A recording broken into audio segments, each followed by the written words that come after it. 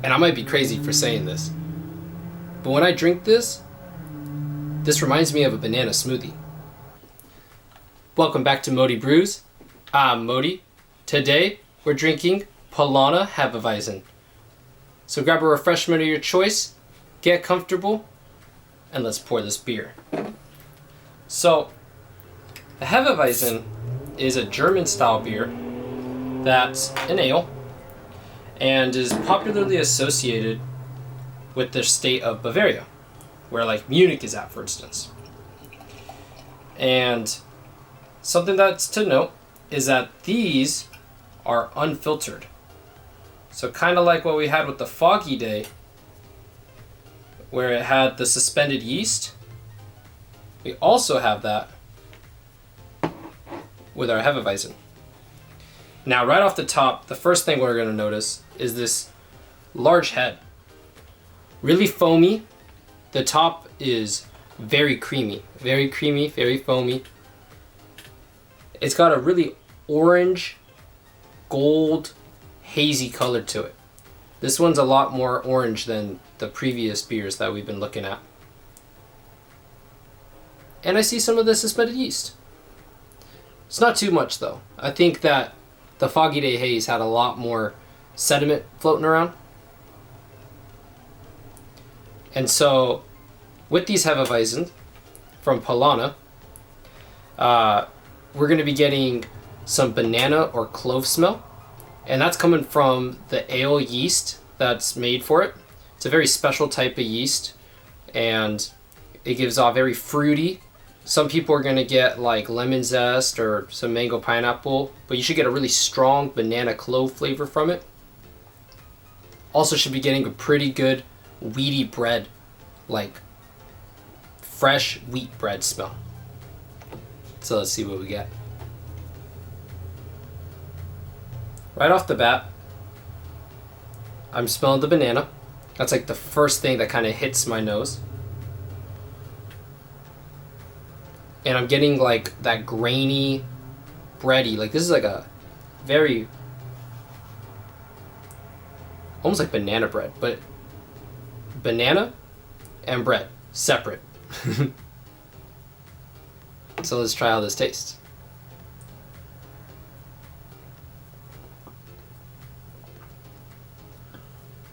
Oh yeah. So the first thing that I notice is that banana flavor.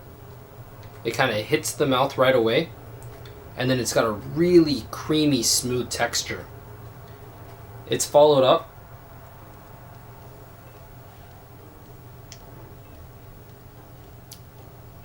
with this kind of like bready mid palate.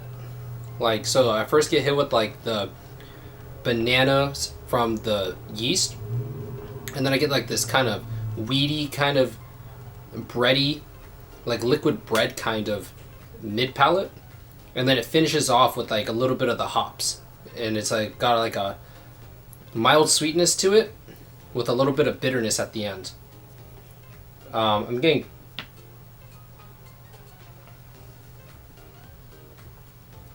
good amount of carbonation, like a mild to moderate carbonation, but with it's super creamy.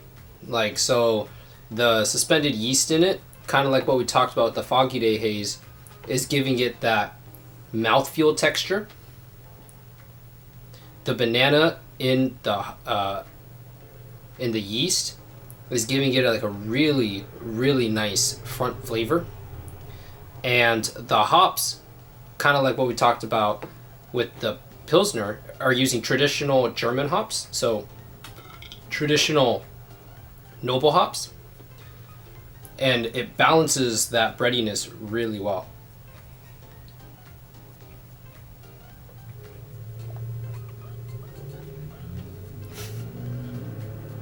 What's really funny, and I might be crazy for saying this, but when I drink this, this reminds me of a banana smoothie in beer form. It's got the smooth, creamy texture that you'd expect from a banana smoothie, but it's carbonated, and it's got like a little bit of bitterness and a little bit of breadiness to it, but it's like banana, cream, and smooth. And so when I drink this,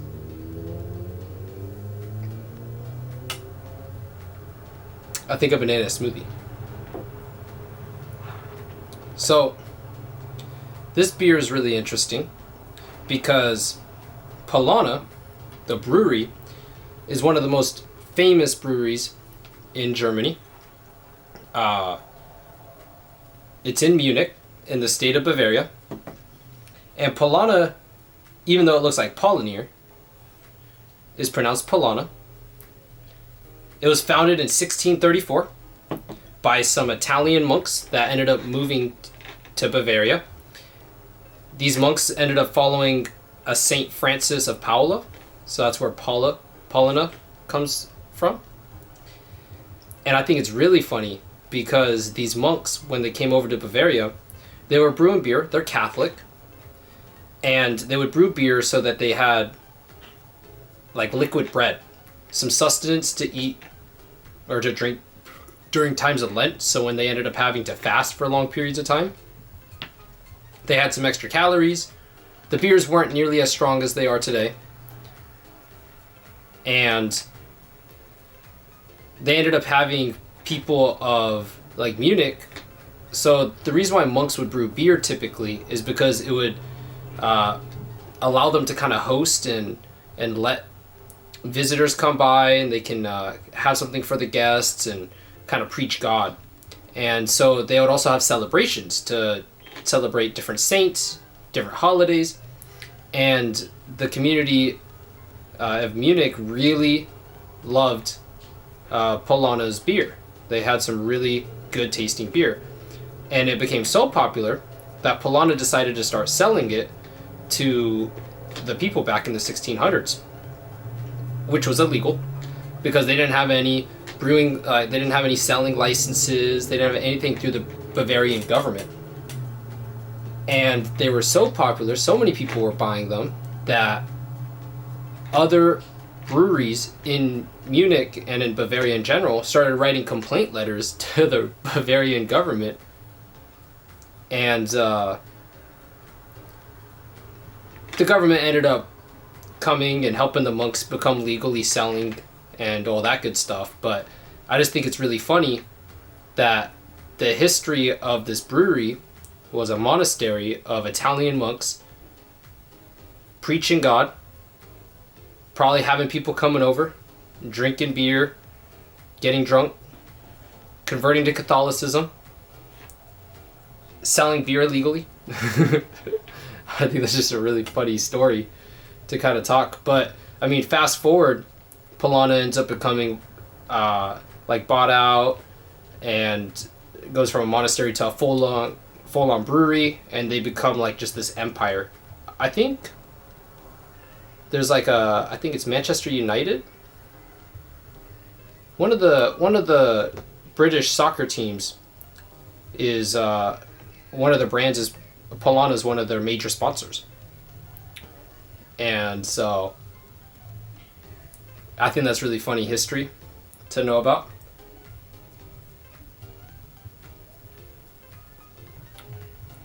Also, something that's quite interesting is Hefe-Weizens in general. Like, what's a Hefe-Weizen? I've been talking about this entire time, and I mean, Hefe-Weizen breaks down into two words in German. Hefe, which is yeast, and Weizen, which is wheat. And so there's a pretty rich history because Germany, and specifically the state of Bavaria, have like a really rich brewing history, especially throughout the Middle Ages and in the all the way to the present, really. And so in the past, back in the Middle Ages, so I'm talking about like the 1500s or so, this wheat beer, these Hefe-Weizens, were actually for royalty, Bavarian royalty, because in Germany, there's like two popular types of grain, right? You have barley, which is what most beer is made out of. That was out of Germany. And then you have wheat. And so wheat is made for bread, right? Wheat's for food. So the Bavarian government, the royals, they had total control over the food production. They basically made it where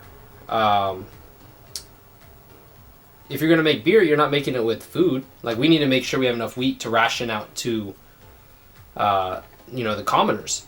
So they would only have select people be able to brew wheat for themselves. And I think that's pretty evident in 1516, one of the most popular food laws that ever came out, right? I think it's one of the most well-known ones, the Reichsgebot. Basically, in 1516, the Duke of Bavaria, I think his name was like Wilhelm IV, he came out with this law saying you're only allowed to brew beer with 3 ingredients: barley, hops, and water. So Hefe-Weizens were literally just not legal. You were not allowed to brew with wheat. Only thing beer could contain was barley, water, and hops. And so fast forward to the late 1500s, the Bavarian state government start creating all these wheat breweries. All these breweries making Hefe-Weizens. And so they have a complete monopoly over this, and it's super popular. It's super expensive, really profitable. The Bavarian government was making a lot of money off the taxes, a lot of money off the sales. And yeah, it was like just a luxury kind of beer to drink. Now, fast forward to like 100, 200 years later to the 1800s, and Bavarian state government still has a monopoly over these wheat beers. But with all things popular, they start to fall out of fashion. Like, not only were they getting more expensive because it was just expensive to produce. Like, you think of a lot of government-ran things, right? Like, it's like the amount of money spent on it just keeps going up. There's a monopoly, so there's no competition to make it become more efficient or more effective. And so it becomes really expensive. At the same time, 1800s, some of you guys might know, is like, I mean, like the 1700s and going into the 1800s, like refrigeration, like Britain comes out with the refrigeration, right? And a lot of technology revolving around keeping things cold. And that's perfect for beer, specifically lagers, right? We talk about how lagers needed the cold to ferment the yeast properly.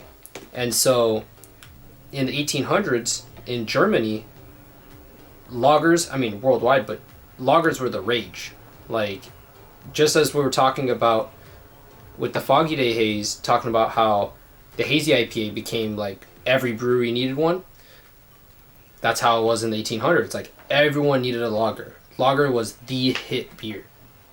And so something like Hefe-Weizen, where it's got suspended yeast, it's expensive, like it's, not as consistent as these lagers that were coming out, just fell out of fashion. And so throughout the 1800s, the Bavarian government decides to start selling off these wheat breweries because they're not making any money, they're losing money on it. And most of these breweries end up turning into, some private buyer will come in, they'll purchase the brewery, and then they would convert the brewery to make and sell other beer. But the last brewery sold from the state government in the late 1800s was to this guy named George Schneider. And he ends up buying the last brewery. He decides to double down on making Hefe-Weizens, and he brands it as a Bavarian special, like local Bavarian novelty, and it becomes successful. It ends up fast forwarding 100 years to the 1960s, 1980s. Hefe-Weizens end up becoming blowing up, kind of like the hazy IPAs, or kind of like the lagers back in the 1800s. They start re-emerging and blowing back up to becoming really popular fan favorite style beers.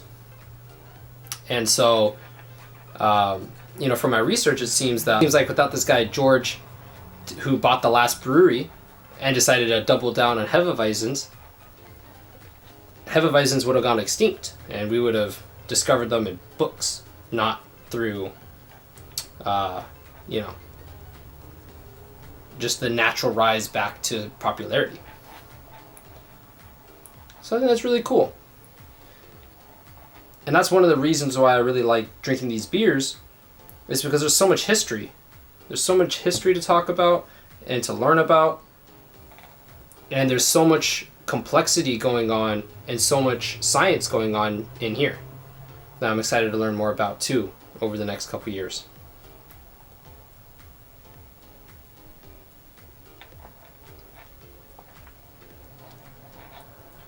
But if you guys see this, very popular, easy to find if you're going to like a Bevmo, Total Wine and More, probably a lot of local style liquor stores could sell them. The Rayleighs used to sell them, that is near me, but they stopped selling them, unfortunately. But if you see these Paulaner Hefe-Weizens, you haven't tried one before, it's really good. If you like banana, you like creamy, smooth, you want to try some like history in a really popular style, you should check it out. This is a really good beer.